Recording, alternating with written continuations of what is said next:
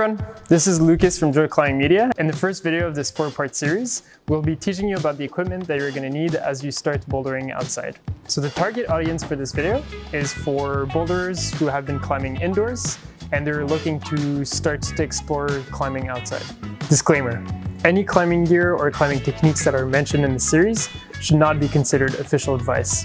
Please seek the guidance of certified climbing guides when you're learning the ropes. If you're looking to go bouldering outdoors, the first thing you're going to need is a crash pad.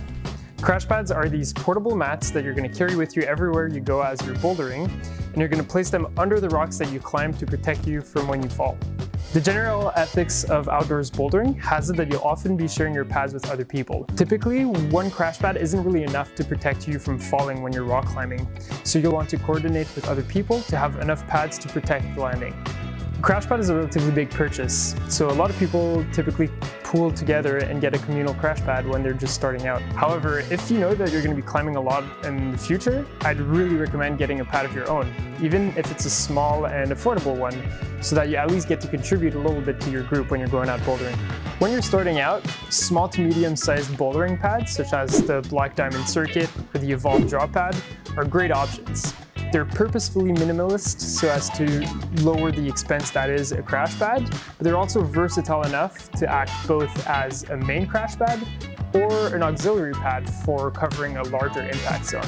Most people start with these kinds of crash pads, and the nice things about them is that they'll keep being useful throughout the entirety of their life cycle and progress with you in your climbing, even as you end up buying perhaps more specific crash pads. In case you don't already have one, you're going to need a chalk bag when you go bouldering outside.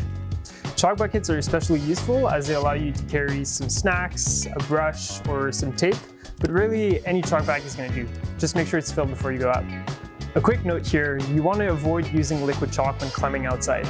Most liquid chalks have a compound called rosin, which is really sticky and great for climbing inside, but it tends to gunk up and even erode the rock over time, so avoid it if possible. An essential part of your kit when you start climbing outside is a brush.